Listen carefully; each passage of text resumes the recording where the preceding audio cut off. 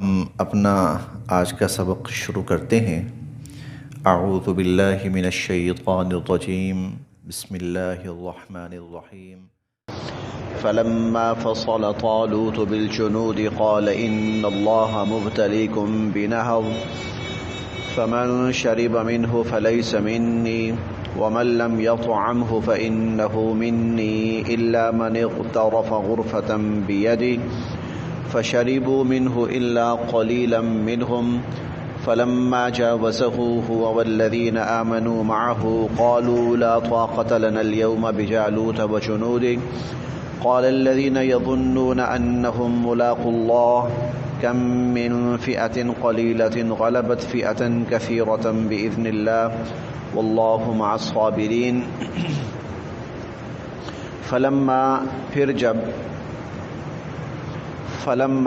پھر جب فصل روانہ ہوئے،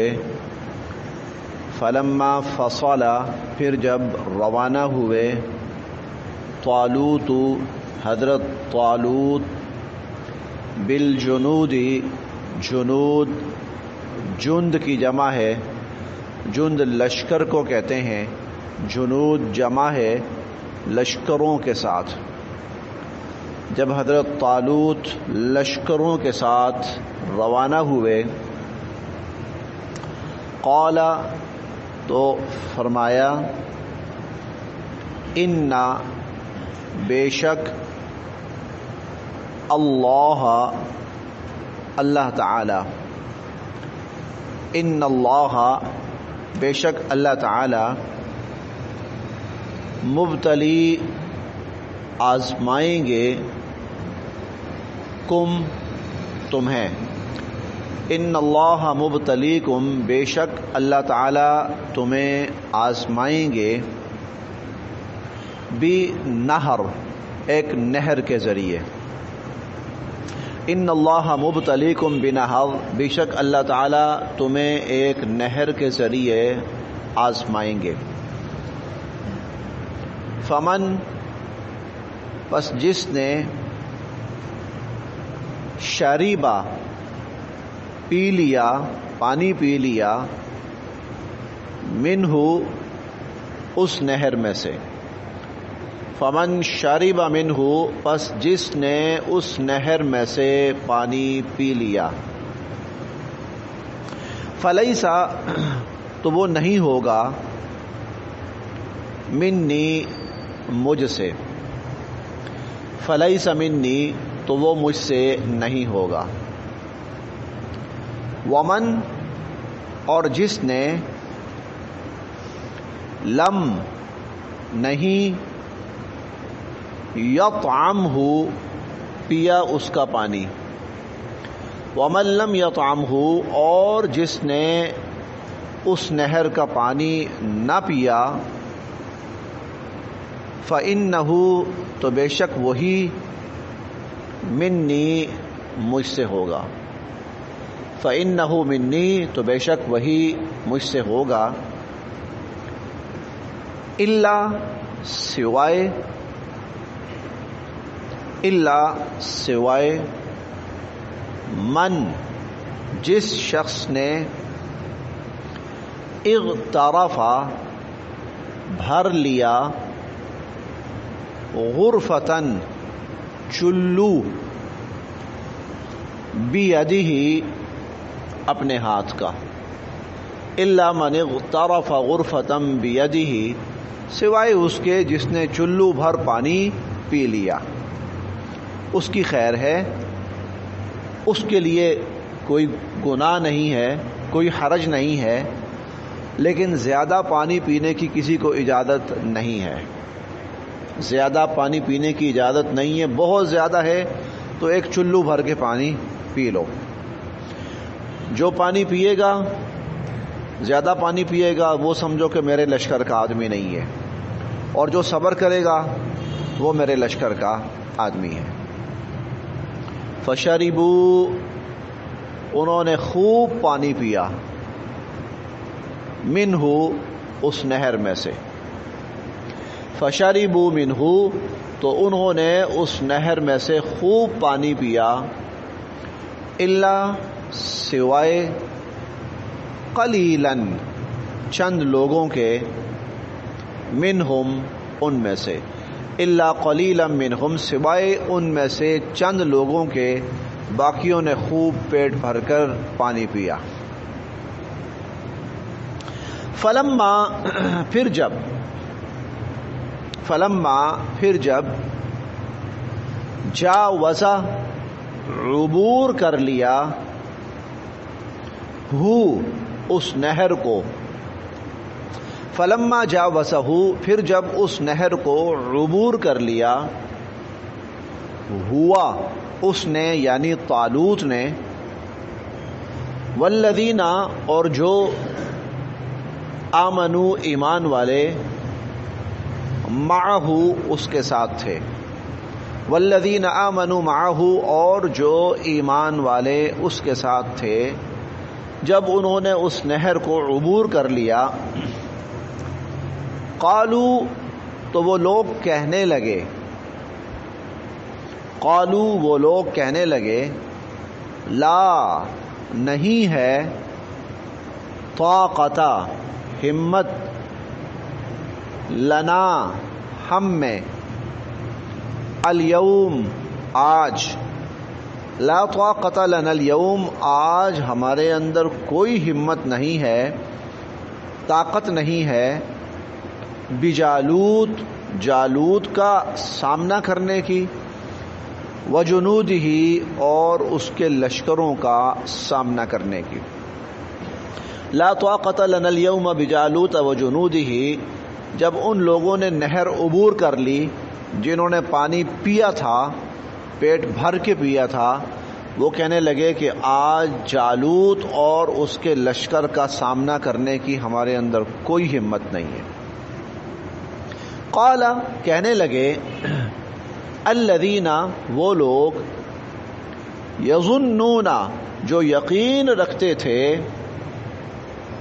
انہم کہ بے شک وہ، ملاقو جا ملیں گے، اللہ سے، انہم ملاقو اللہ وہ لوگ جن کو یقین تھا کہ وہ اللہ سے جا ملیں گے، وہ کہنے لگے، کم کتنی ہی، من فئۃ فوجیں، قلیلۃ تھوڑی سی، کم من فئۃ قلیلۃ کتنی ہی تھوڑی سی فوجیں، غلبت غالب آئی ہیں، فئۃً فوج، کثیرۃً بہت بڑی فوج پر غالب آئی ہیں، بِإِذْنِ اللہ اللہ کے حکم سے۔ کم من فئۃ قلیلۃ کتنی ہی تھوڑی سی فوجیں، غلبت فئۃً کثیرۃً بڑی فوجوں پر غالب آئی ہیں، بِإِذْنِ اللہ اللہ کے حکم سے۔ کم من فئۃ قلیلۃ کتنی ہی تھوڑی سی فوجیں، غلبت فئۃً کثیرۃً بڑی فوجوں پر غالب آئی ہیں، بِإِذْنِ اللہ اللہ کے حکم سے۔ واللہ اور اللہ تعالی، مع ساتھ ہیں، الصابرین ثابت قدم رہنے والوں کے، اور اللہ تعالی ثابت قدم رہنے والوں کے ساتھ ہیں۔ یہ ہوا ترجمہ۔ حضرت طالوت کے تقرر کا تذکرہ ہم نے کل پڑھا تھا کہ جب اللہ تعالیٰ کی طرف سے حضرت طالوت کا تقرر ہوا ان کے لیے بطور حاکم اور بطور سربراہ کے، تو ان لوگوں نے ایک اعتراض کیا کہ یہ تو غریب سا آدمی ہے، تو اس کو کیسے ہمارا حاکم بنا دیا گیا؟ تو حضرت سموئیل علیہ السلام جو نبی تھے وہ فرمانے لگے کہ اللہ تعالیٰ نے اس کا انتخاب کیا ہے تم پر، پہلی بات تو یہ حاکمانہ جواب ہے، یہ حاکمانہ جواب ہے۔ بھئی اللہ نے تقرر کیا، تم کون ہوتے ہو بولنے والے؟ جب اللہ تعالیٰ کسی کا تقرر فرما چکے ہیں، تم کون ہوتے ہو بولنے والے؟ پیچھے گنجائش ہی کیا رہ گئی؟ یہ حاکمانہ جواب ہے، اللہ کا فیصلہ ہے بس۔ اب اگلا جو ہے جملہ وہ حکیمانہ جواب ہے، بھائی پھر ریزن کیا ہے، وجہ کیا ہے؟ وجہ بھی ہے، وجہ یہ ہے کہ کسی بھی قوم کی قیادت کے لیے جو صلاحیتیں درکار ہوتی ہیں وہ طالوت میں ہیں. اور صلاحیتیں کیا ہیں؟ علم ہو اور لیڈ کرنا جانتا ہو، ہمت ہو، طاقت ہو، علم بھی اور مہارت بھی، یہ دونوں چیزیں. بزدل آدمی وہ اپنا دفاع نہیں کر سکتا، وہ قوم کی قیادت کہاں سے کرے گا؟ وہ قوم کو لیڈ کہاں سے کرے گا؟ جو لشکر کا سربراہ ہوتا ہے، کمانڈر کہہ لیجئے، سربراہ کہہ لیجئے، سپہ سالار کہہ لیجئے، وہ جتنا بہادر ہوتا ہے فوج کا جذبہ اتنا ہی بلند ہوتا ہے. اور اگر وہی بھاگنے والا ہو تو پھر اسی لیے آپ دیکھیں، آپ پرانی جنگیں اٹھا کے دیکھیں، جب لشکر کا جو سربراہ ہوتا تھا، سپہ سالار، اگر وہ مارا جاتا یا وہ میدان سے بھاگ جاتا تو جو فوج ہوتی تھی وہ وہیں پر ہتھیار ڈال دیتی تھی، وہ وہیں پر ہمت ہار دیتی تھی. تو صلاحیت یہ ہونی چاہیے کہ کیسے لڑنا ہے، کیسے دشمن کا مقابلہ کرنا ہے، کیسے اپنی قوم کو اور اپنی فوج کو لے کے چلنا ہے. یہ ہے علم. طالوت میں علم بھی ہے. پھر بسا اوقات میدان میں نکل کر دشمن کے خلاف لڑنا ہے اور آگے بڑھنا ہے. تو یہ جو صلاحیت ہے طالوت میں، یہ صلاحیت بھی ہے. جو صلاحیتیں درکار ہیں قیادت کے لیے وہ اس کے اندر موجود ہیں، لہذا تمہارا اعتراض بیجا ہے. تو اللہ تعالیٰ نے دونوں جواب دیے، حاکمانہ جواب بھی، حکیمانہ جواب بھی. حاکمانہ جواب خدا کا فیصلہ ہے، اس کے بعد کسی کا بولنا کہاں رہ جاتا ہے. اور حکیمانہ جواب کہ خدا کا فیصلہ محض ایک بزور بازو نافذ کرنے والی چیز نہیں ہے، بلکہ اس کے پیچھے بہت بڑی ریزنز ہوتی ہیں. اس لیے ہم بار بار پڑھتے ہیں ان اللہ عزیز حکیم، عزیز حکیم، غالب، حکمت والا. وہ فیصلے کرتا ہے لیکن اس کے فیصلوں کے پیچھے بہت بڑی وجوہات ہوتی ہیں، بہت بڑی حکمت، سمجھ بوجھ، فہم و فراست، دانائی، عقل مندی، یہ ساری چیزیں ہوتی ہیں اللہ کے فیصلوں کے پیچھے. اس لیے قرآن کریم میں ہم کئی جگہوں پر یہ دونوں چیزیں اکٹھی پڑھیں گے، دونوں چیزیں اکٹھی پڑھیں گے کہ اللہ کا حکم ہے سو ماننا ہے، اور اللہ کا جو حکم ہے وہ حکمت کی بنیاد پر ہے. مثال کے طور پر 5ویں پارے میں ہم پڑھیں گے، یہ آیت ذرا تھوڑا سا مشکل سے ہضم ہوتی ہے، تھوڑی سی مشکل سے نا یہ ہضم ہوتی ہے، لیکن ہضم کرنی ہے. الرجال قوامون علی النساء، کہ اللہ تعالیٰ نے مردوں کو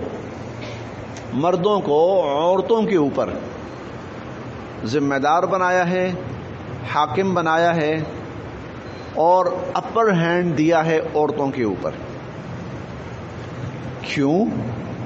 آج کا سب سے بڑا سوال وہ کیوں؟ مردوں کی حاکمیت کیوں؟ مرد کی قوامیت کیوں؟ مرد کا اقتدار کیوں؟ اللہ نے 2 جواب دیے، بما فضل اللہ بعضهم علی بعض، یہ حاکمانہ جواب ہے. خدا نے دی فضیلت، انسان کون ہوتا ہے بولنے والا؟ یہ حاکمانہ جواب ہے. اور اصولی طور پر بات ختم ہو جاتی ہے یہاں پر کہ ٹھیک ہے، جس رب نے پیدا کیا ہے، جو رب مالک ہے، اگر وہ کر رہا ہے، کسی کو عزت دے رہا ہے تو بول، کس کی جرت ہے بولے آگے؟ اس کے بعد کس کو جرت ہے کہ وہ آگے بولے؟ بما فضل اللہ بعضهم علی بعض، ٹھیک ہے اللہ پاک نے فضیلت دے دی، بات ختم. لیکن ساتھ ہی حکیمانہ جواب بھی آ گیا، وَبِمَا أَنفَقُوا مِنْ أَمْوَالِهِمْ. بھئی اس کی وجہ بھی ہے. اللہ کا یہ جو فیصلہ ہے یہ محض ایک طاقت کے بل بوتے کے اوپر مسلط کرنے والی چیز نہیں ہے، بلکہ اس کے پیچھے بہت بڑی حکمت، سمجھ بوجھ، فہم و فراست، ریزن، وجہ، لاجک، سب کچھ ہے. اور وہ کیا ہے؟ وَبِمَا أَنفَقُوا مِنْ أَمْوَالِهِمْ، اور وہ یہ ہے کہ اللہ پاک نے معیشت کا، معاش کا سارا بوجھ مرد کے اوپر ڈالا ہے. معاش کا، خرچ کرنے کا، اخراجات کا سارا بوجھ مرد کے اوپر ڈالا ہے. وَبِمَا أَنفَقُوا مِنْ أَمْوَالِهِمْ، اللہ پاک نے مرد کو ہر موقع پر ذمہ داریاں مرد کے اوپر ڈالی ہیں، معاشی ذمہ داریاں مرد کے اوپر ڈالی ہیں. کما کے لا کے خرچ کر. میں نا بات آ گئی ہے درمیان میں بات آ گئی ہے، تو اس لیے ایک چھوٹی سی بات اور بھی عرض کیے دیتا ہوں ساتھ ساتھ. ویسے یہ بات تفصیل سے انشاءاللہ چوتھے پارے میں آئے گی. وہ یہ کہ اسلام نے وراثت میں اسلام نے مرد اور عورت کے حصے میں فرق رکھا ہے. اور وہ فرق اس طرح سے ہے کہ مرد کا دگنا حصہ رکھا ہے اور عورت کا اس کے مقابلے میں سنگل حصہ رکھا ہے. مرد کو عورت کے مقابلے میں ڈبل حصہ ملتا ہے وراثت میں سے. اب یہاں پر اعتراض کرنے والوں نے، جن کا کام اللہ کے حکم پر، اللہ کے دین پر، قرآن پر اعتراض کرنا ہوتا ہے، انہوں نے اعتراض کرتے ہوئے کہا کہ اسلام عورت کو آدھا انسان تصور کرتا ہے مرد کے مقابلے میں.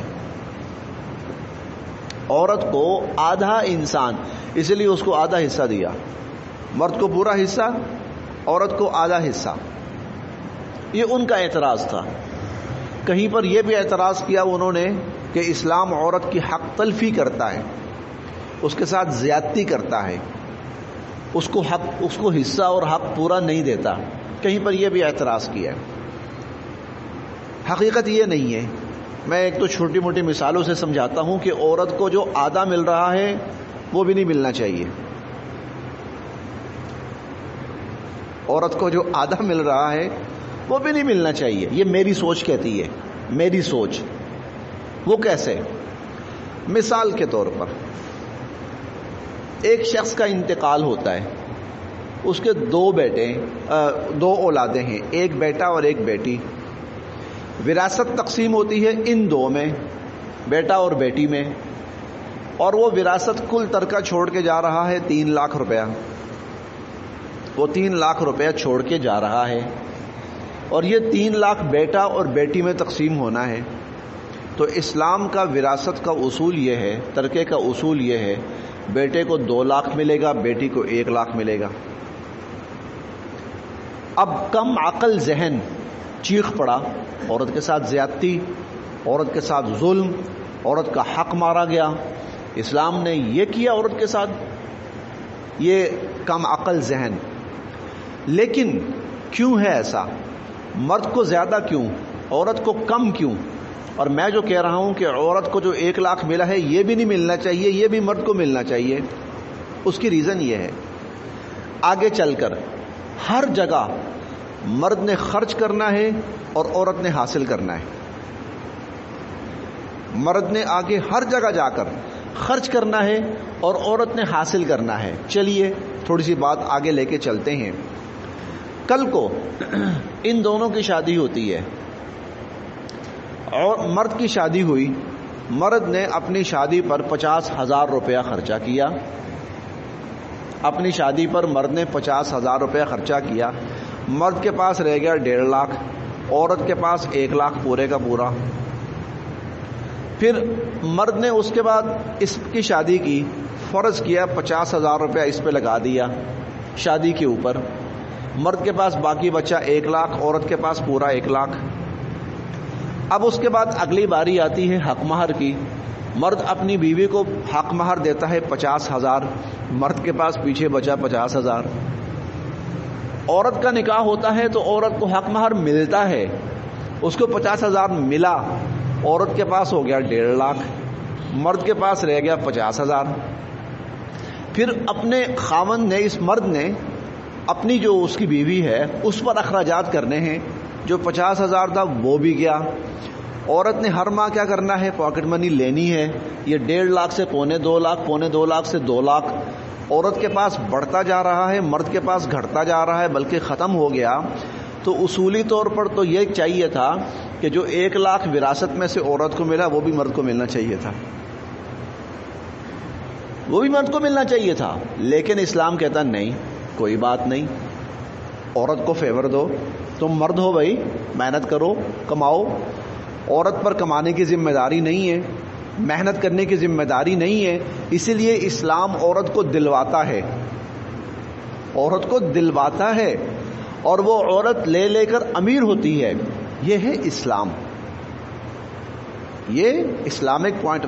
اب آگے چل کر آپ دیکھیں گے ہر موقع پر مرد دیتا ہے، عورت لیتی ہے، مرد دیتا ہے، عورت۔ میں خالصتاً اسلامک پوائنٹ آف ویو سے بات کر رہا ہوں۔ آپ نے قرآن کریم میں پڑھا ہے نکاح، شادی یا اور مواقع پر تحفے تحائف جتنے ہیں مرد نے دینے ہیں اور عورت نے لینے ہیں۔ مرد نے دینے ہیں، عورت نے لینے ہیں۔ اخراجات مرد نے دینے ہیں، عورت نے لینے ہیں۔ ماہانہ خرچہ، پاکٹ منی، نان نفقہ جو بھی مرد نے دینا ہے، عورت نے لینا ہے۔ مرد تو ہمیشہ دینے والا ہے، عورت ہمیشہ لینے والی ہے۔ تو وہ بھی یہ اب وہ بات سمجھ آئی، وَبِمَا أَنفَقُوا مِنْ أَمْوَالِهِمْ۔ ارے بھائی اس مرد نے ہر جگہ مال خرچ کرنا ہے عورت پر، پھر آگے بچوں پر، پھر آگے بچوں پر۔ دیکھیں آپ میں سے بہت سے لوگ جب بچوں کو کچھ نہ کچھ دیتے ہوں گے، چلیں پاکٹ منی کہہ لیجئے، چلیں کوئی باہر سے آپ کچھ چیز خرید کر لائے ہیں، تو آپ میں سے اکثر ایسا بھی کرتے ہوں گے، اچھا بھائی یہ بچوں کے لیے ہے، یہ وائف کے لیے، یہ بچوں کے لیے۔ تو مرد خرچ کر رہا ہے، وَبِمَا أَنفَقُوا مِنْ أَمْوَالِهِمْ، وہ دے رہا ہے، ٹھیک ہے۔ اب یہ بڑی مہربانی ہے بیوی کی کہ خامن جو لے کے آیا ہے وہ قبول کر لے، یہ بڑی مہربانی ہے اس کی۔ اگر وہ کہے کہ نہیں مجھے تو نہیں پسند، اب یہ میاں صاحب کو دوبارہ جانا پڑے گا، جا کر پھر اس کی پسند کی چیز، پھر وہ منت کرنی پڑے گی، اچھا آپ میرے ساتھ چلیے، اپنی پسند کی چیز لے لیجئے۔ تو مرد وَبِمَا أَنفَقُوا مِنْ أَمْوَالِهِمْ، مرد خرچ کرتا ہے، عورت لیتی ہے۔ تو اللہ پاک کا یہ طریقہ ہے کہ اللہ پاک جب کوئی حکم دیتے ہیں اس کے دونوں پہلو سامنے رکھتے ہیں۔ پہلی بات، میں رب ہوں، میں حکم دے رہا ہوں، جب میں رب ہوں، حکم دے رہا ہوں، تو بندے کا کام ہے میرا حکم قبول کرے۔ اور دوسری بات یہ ہے کہ میں جو حکم دیتا ہوں وہ محض کسی جبر یا زبردستی کی بنیاد پر نہیں ہوتا، بلکہ وہ عقل، سمجھ بوجھ، لاجک اور ریزن کی بنیاد پہ ہوتا ہے۔ تو یہاں پر بھی نبی فرمانے لگے کہ پہلی بات یہ ہے کہ ان اللہ اصطفاہ علیکم، اللہ نے اس کا تقرر کیا ہے، اور دوسری بات وزادہ بسطا فی العلم والجسم، کہ قیادت کے لیے جن صلاحیتوں کی ضرورت ہوتی ہے وہ صلاحیتیں طالوت میں موجود ہیں۔ تقرر ہو گیا، تقرر ہو گیا، طالوت نے اپنی فوج کا انتخاب کیا، سلیکٹ کیا، اور پھر اس کے بعد دشمن سے مقابلہ کرنے کے لیے روانہ ہونے لگے۔ اب ہم سب جانتے ہیں کہ جو فوج ہوتی ہے اس کی ٹریننگ بڑی سخت ہوتی ہے، اور اس کی تربیت بڑی مشکل ہوتی ہے، اور ان کو صبر سکھایا جاتا ہے، برداشت سکھائی جاتی ہے، کہ آپ نے اگر آپ کو 24 گھنٹے بغیر کھائے پیے بسر کرنا پڑے تو آپ میں اتنا سٹیمنا ہونا چاہیے، آپ میں اتنی طاقت ہونی چاہیے۔ آپ کو 48 گھنٹے کھائے پیے بغیر برداشت کرنا پڑے اور وہ بھی حالت جنگ میں، تو آپ کے اندر ہمت ہونی چاہیے۔ اب یہ اسی ٹریننگ کا حصہ تھا کہ حضرت طالوت نے اپنی فوج سے کہا کہ زیادہ پانی نہیں پینا، کیوں؟ ہم نے اپنے اندر ہمت پیدا کرنی ہے، سٹیمنا پیدا کرنا ہے، اور اگر یہیں پر تم لوگ ہمت نہیں پیدا کر پاتے تو تم نے خاک لڑنا ہے آگے چل کر۔ جو کھانے پینے کے معاملے میں اتنے کچے ہوں گے وہ کیسے دشمن کے مقابلے میں 1 دن 2 دن 4 دن 6 دن 8 دن 10 دن مہینہ ٹک سکیں گے؟ کیسے؟ یہ ٹریننگ کا حصہ تھا۔ اس لیے فرمایا کہ یہ پانی کا آگے نہر آ رہی ہے، اول تو نہ پیو، بہت مجبوری ہے تو بس ایک چلو بھر پانی پی لو۔ مقصد اس کا کیا تھا؟ تربیت، ٹریننگ دینا، ان کو سٹیمنا پیدا کرنا، ہمت پیدا کرنا، برداشت۔ اور جو یہاں پر نہیں کریں گے، ٹریننگ کا حصہ نہیں بنیں گے، نتیجہ کیا ہوگا؟ نتیجہ یہ ہوگا کہ وہ 2 قدم چل کے ڈھیر ہو جائیں گے، اور ہوا بھی یہی، ہوا بھی یہی۔ بس اتنی بات تھی. یہ سارے سبق کا لب لباب اور خلاصہ ہے کہ جب کسی آپ بڑے مقصد کے لیے نکلے ہیں تو پھر برداشت، صبر، ہمت، یہ ساری چیزیں ضروری ہوتی ہیں. جہاں آپ کی برداشت ختم ہو جاتی ہے نا، اگر صبر ختم ہو جاتا ہے تو آپ کا سفر ختم ہو جاتا ہے. فلما فصل طالوت، جب روانہ ہوئے طالوت بالجنود، لشکروں کو لے کر، جب طالوت لشکروں کو لے کر روانہ ہوئے، قال، فرمانے لگے، ان اللہ مبتلیکم بنہر، اللہ ایک آنے والی، راستے میں آنے والی نہر کے ذریعے تمہیں آزمائیں گے.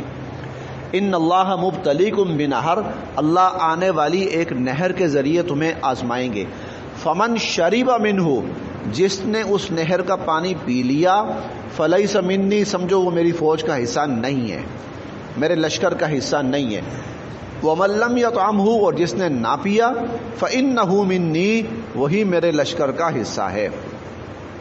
الا، سوائے من اغترف غرفۃ بیدہ، جس نے محض چلو بھر پانی لے لیا، اس کی خیر ہے، اتنی گنجائش ہے. فشربوا منہ، انہوں نے خوب پیٹ بھر کے پانی پیا. الا قلیلا منہم، چند ایک کو چھوڑ کر، چند ایک ایسے تھے جنہوں نے ہدایت پر عمل کیا، باقیوں نے ہدایت پر عمل نہیں کیا. ایک اور چیز جو بڑی اہم ہے فوج کے اندر، وہ ہوتی ہے اپنے سینئر کا حکم ماننا، اپنے کمانڈر کا حکم ماننا. کمانڈر نے جو کہہ دیا ہے ماننا، بس. اس کو کہا جاتا ہے اطاعت، امیر کی اطاعت. قیادت جو لیڈرشپ ہے، جو قیادت ہے، اس کی اطاعت. بڑے مقصد کے لیے امیر کی اطاعت، قائد لیڈر کی اطاعت اور اس کا حکم ماننا یہ بہت ضروری ہے. غزوہ احد یک طرفہ غزوہ ثابت ہوا. یک طرفہ مسلمان لڑ رہے ہیں اور بالکل فتح یاب ہو گئے، اور بڑی آسانی کے ساتھ فتح یاب ہو گئے. غزوہ احد آسانی کے ساتھ مسلمان فتح یاب ہو گئے، دشمن میدان چھوڑ کر بھاگ کھڑا ہوا. یہاں پر نادانستہ کسی غلط ارادے سے نہیں، بلکہ محض تھوڑی سی بات سمجھنے میں ایک نادانستگی ہو گئی کہ حضور علیہ الصلوۃ والسلام نے ایک جگہ ایک گروپ مقرر کیا تھا، یہاں سے ہلنا نہیں. وہ گروپ یہ سمجھا کہ شاید ہماری ضرورت ختم ہو گئی ہے، وہ جگہ چھوڑ گئے. پوائنٹ بڑا اہم تھا. حضرت خالد بن ولید رضی اللہ عنہ ابھی مسلمان نہیں ہوئے تھے. انہوں نے دیکھا پوائنٹ خالی ہے، یہ تو ایسی جگہ ہے کہ اب بھی ہم مسلمانوں کو نقصان پہنچا سکتے ہیں. اسی پوائنٹ سے حملہ کیا. حالانکہ حضور علیہ الصلوۃ والسلام نے فرمایا تھا جب تک میں نہ بلاؤں یہ جگہ نہیں چھوڑنی. امیر کی اطاعت میں، لیڈر کی اطاعت میں، اپنے سپہ سالار کی اطاعت میں نادانستہ طور پر تھوڑی سی غلطی ہو گئی. ارادتاً نہیں تھا، وہ بھاگے نہیں میدان چھوڑ کر، وہ یہ سمجھے کہ شاید اب ضرورت نہیں ہے تو جہاں ضرورت ہے ہم وہاں چلے جائیں. ہم پڑھیں گے چوتھے پارے میں، وَعَصَيْتُمُ الرَّسُولَ، تم نے حضور علیہ الصلوۃ والسلام کے حکم کی نافرمانی کی. اس وقت حضور علیہ الصلوۃ والسلام کے حکم کی تو امیر کی جو قیادت، جو لیڈر ہے، اس کی اطاعت لازم ہوتی. تب فوج، لیکن فوج میں یہی ہے، یس بس سوچنا ہی نہیں آگے. یس فوج میں ہوتا ہی ہے. حضرت مسلمانوں کی جو کامیابی ہے ابتدائی، اس کے پیچھے بڑا ہاتھ اس چیز کا ہے. دیکھیں بہت بڑی مثال ہے، حضرت خالد بن ولید رضی اللہ عنہ جیسا کمانڈر، سپہ سالار. تصور یہ بن چکا ہے کہ خالد بن ولید جس طرف رخ کرتا ہے فتح ہی فتح، شکست کا سوال ہی پیدا نہیں ہوتا. عین لڑائی کے اوقات میں سپہ سالار کو معزول کر دیا. سپہ سالار کو حضرت عمر رضی اللہ عنہ نے معزول کر دیا. Yes okay.